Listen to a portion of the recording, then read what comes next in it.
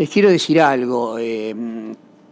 Yo hice una ponencia un poco larga, porque no solamente me refería a las novedades jurisprudenciales. Hay un fallo que es sumamente importante, dictado por la Cámara Civil de la capital federal, o sea, de la Ciudad de Buenos Aires, diferente de la Cámara Comercial. No creo que la Cámara Comercial, que es muy corporativa, hubiera llegado a esta solución. Y también me ocupaba, como se dice vulgarmente, me ocupaba de estas sociedades a las cuales se refirió el doctor McInerney. Para culminar con la aplicación, es decir, cuáles son las luchas que tenemos nosotros contra la infracapitalización, criticando de alguna manera las sociedades por acciones simplificadas. Lo voy a dividir, porque no tengo tiempo en 10 minutos en charlar de todo esto, y como el miércoles cierro junto con la doctora Boquín también y el doctor Rutilio, cerramos con una charla, ahí sí me voy a ocupar seriamente de estas sociedades anónimas simplificadas, porque yo no me creo que es para los emprendedores. Eso es una de las grandes mentiras, que nos quieren hacer creer para lograr lo que siempre fue el objetivo del neoliberalismo: tener en la Argentina una sociedad en 24 horas por medios digitales y que el registrador mercantil no se ocupe de hacer el control de legalidad. Este procedimiento empezó con el Código Civil y Comercial, cuando le elimina el control de legalidad para las sociedades no accionarias, y eso no fue casualidad. Lo que quiere mucha parte del empresariado argentino es tener una sociedad que demore solamente 24 horas, tenerlo lo más rápido posible. Y yo tengo para mí, como ex inspector general de justicia que fui durante los años 2003 a 2005, que cuando alguien quiere una sociedad en 24 horas, por algo es y por nada bueno es.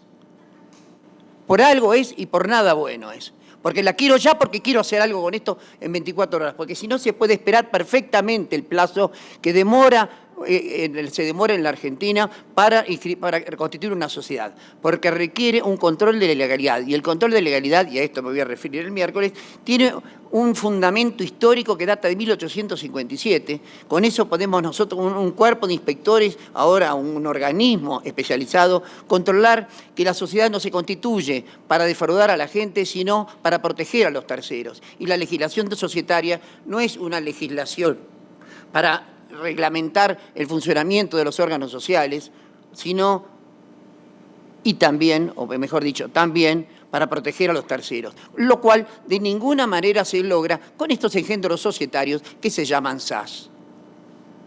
Porque no estoy de acuerdo con que las SAS son las offshore argentinas, porque la offshore argentina implicaría la sociedad constituida fuera del país. En ese sentido no son sociedades offshore, pero sí son sociedades que se pueden utilizar para cualquier cosa en cualquier momento y se puede constituir con el objeto de la ocultación, y en 24 horas las tenemos listos. Eso en Argentina lo conocemos muy bien. Y les digo, hay miles de fallos jurisprudenciales, en muchos más que en otros países del mundo, sobre el uso ilegítimo de las sociedades en la República Argentina. Desde el artículo 54, desde el artículo 251 y siguientes, desde los artículos 274 referidos a la responsabilidad de los administradores, 251 ya le dije, impugnación de asambleas, se dictan aproximadamente cerca de 500 fallos por año, lo cual significa que las sociedades en la Argentina no se utilizan bien. Y si le damos este instrumento a la gente, vamos a tener problemas. Vamos a tener muchos problemas. A mí, y realmente me parece una cosa que es absolutamente deshumanizada y cruel someter a la gente a pleitos durante 6 o 8 años, porque es lo que demora, o 10 años, que es lo que demora un pleito en Argentina, para que un juez tenga tiempo, en un proceso que es larguísimo, pueda terminar o desestimar esta maniobra que se utilizó por un señor que se disfrazó en 24 horas de sociedad, y que la mujer quedó sin patrimonio conyugal, que los herederos quedaron sin patrimonio sucesorio, que los trabajadores quedaron sin patrimonio porque un señor o una serie de personas se escondieron detrás realmente de una estructura societaria.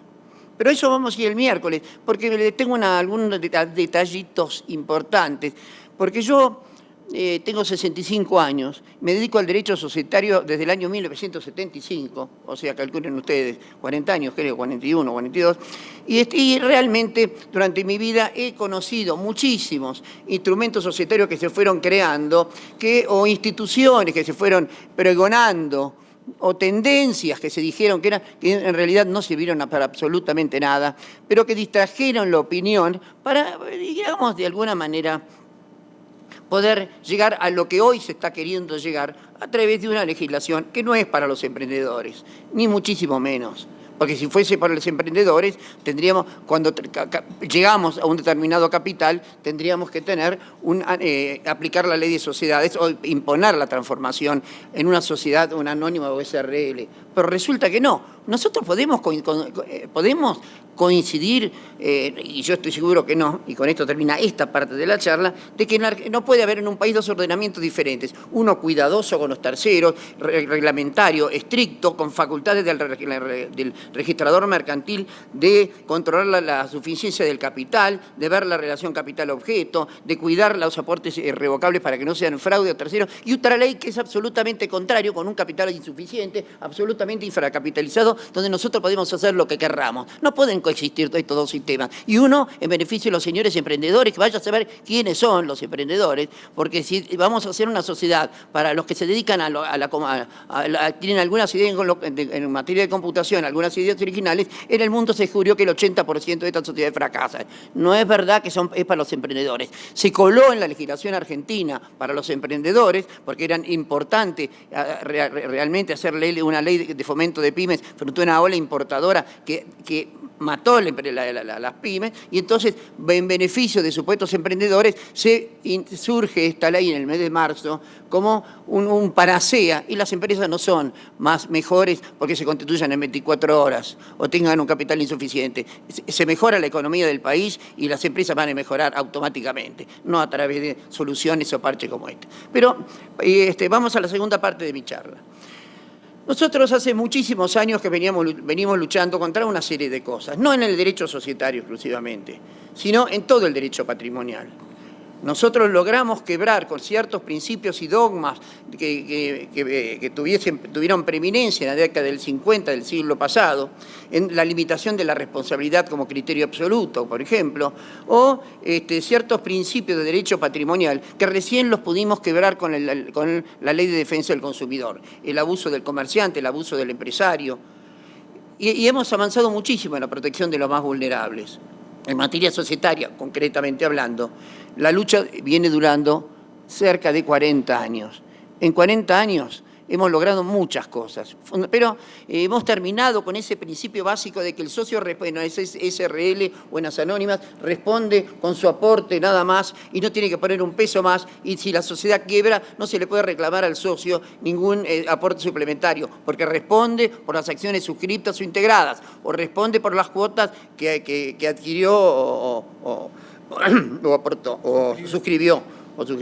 Esto que fue en la década del 50 un dogma enorme y que hizo decir a un autor francés que era una de las piedras angulares del capitalismo, como también una piedra, este mismo autor, Thaler, que dijo que el título de crédito era también una invención enorme del capitalismo. Lo único que logramos es que las sociedades quiebran, los acreedores no responden, y en las ejecuciones de título de crédito o en las ejecuciones cambiarias al deudor se lo fusilaba sin juicio previo.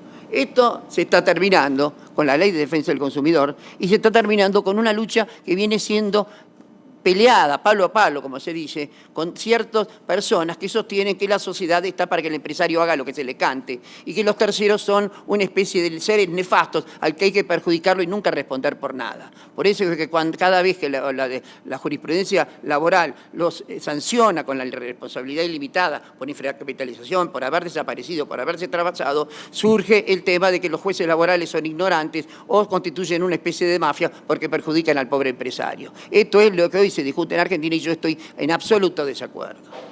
Pero, la batalla de la infracapitalización la venimos ganando. Y la venimos ganando por 3 vías. En primer lugar, la Inspección de Justicia, que ya la ley primera de la Inspección de Justicia había prescrito en el año 1980 que el capital social tenía que relacionarse con el objeto de la sociedad, que no podía haber, se empezó a discutir el tema del objeto único.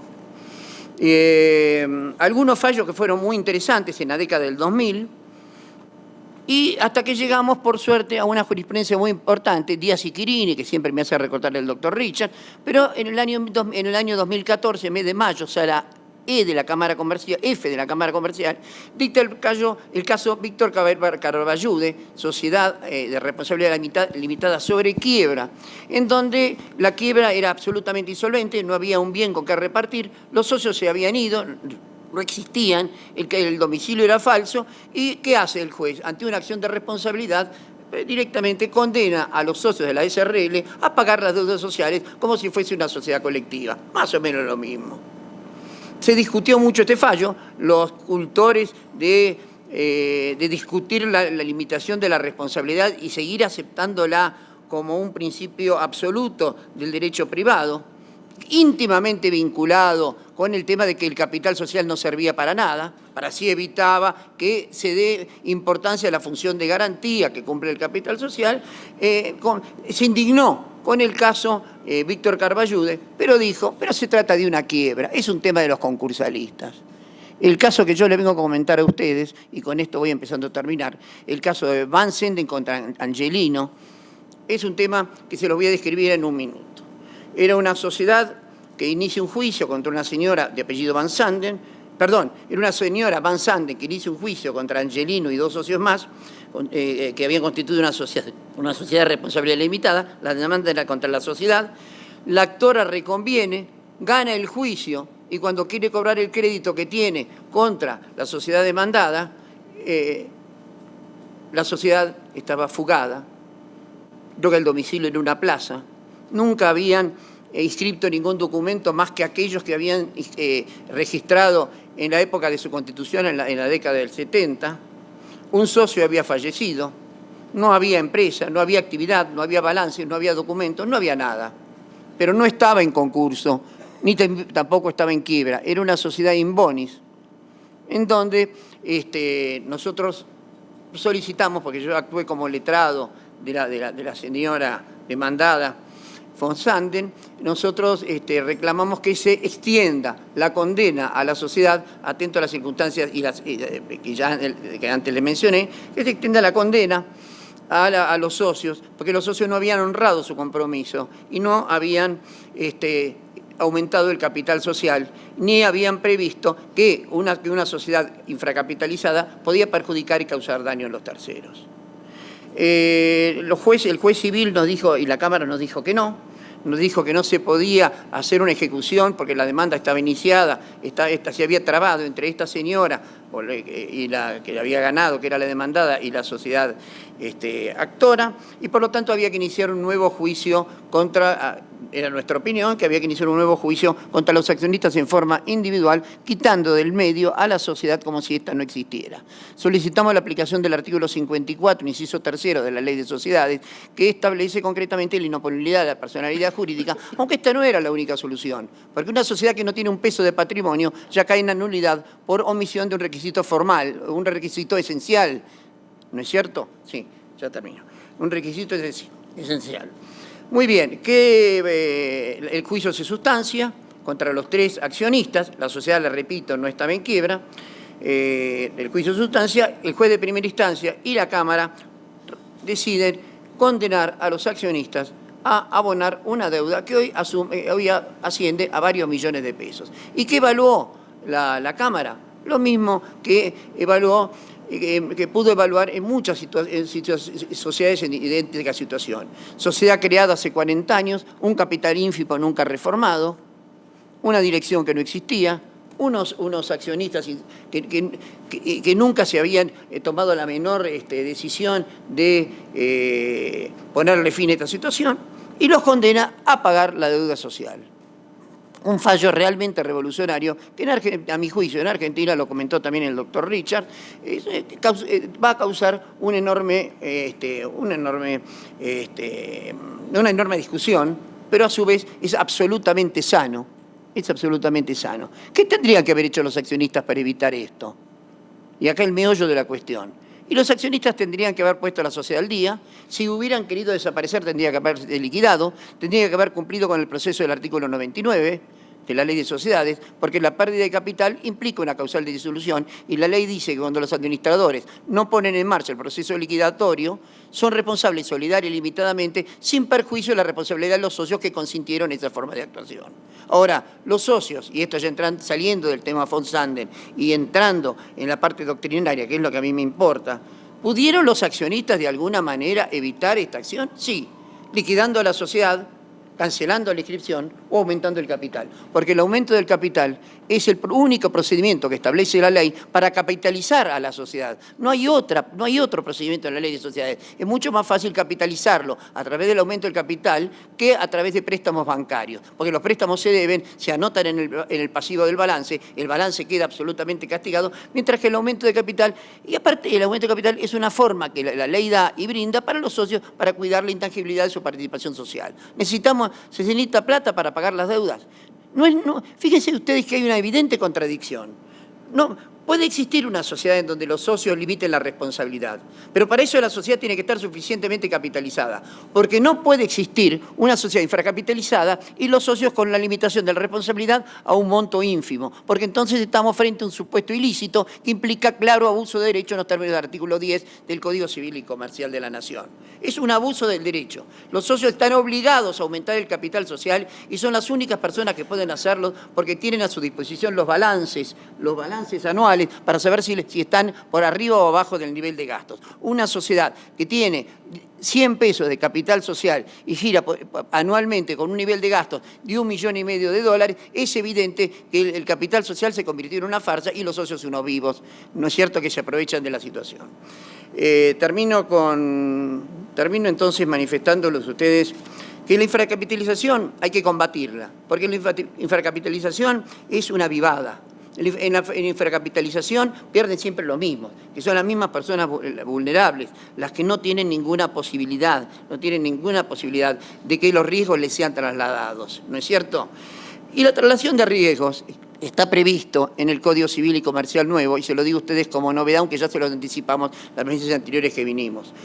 Hoy el Código Civil y Comercial no solo responsabiliza por daños efectivamente causados a terceros, sino también lo responsabiliza por no haber tomado las medidas necesarias cuando se pudo evitar el daño y no se hizo, permitiendo que se consumen los daños. Y la traslación del riesgo, señores, en una actividad empresaria es la traslación del riesgo al tercero. Y entonces los artículos 1710 y 1711, que ponen el énfasis en la responsabilidad de aquella persona que debe evitar el daño del tercero, está obligado, no es una facultad, obligado a aumentar el capital social. Es más, si los demás socios en una asamblea no quieren aumentar el capital social, tiene la obligación de impugnarla. Y si pide la convocatoria a asamblea y la asamblea, el directorio no convoca a la asamblea, puede inclusive pedir la convocatoria aunque no reúna el 5% del porcentaje accionario, porque es la obligación de ellos hacerlo. Si no cumplieron con la única obligación que le da la ley para mantener la sociedad capitalizada, tienen que soportar las consecuencias de accionar. Y ese accionar, señores, no es otro que la responsabilidad solidaria, ilimitada y no subsidiaria por las obligaciones de una sociedad que contribuyeron a destruir a través de no capitalizarla como correspondía. Señores, hasta el miércoles que voy con la segunda parte.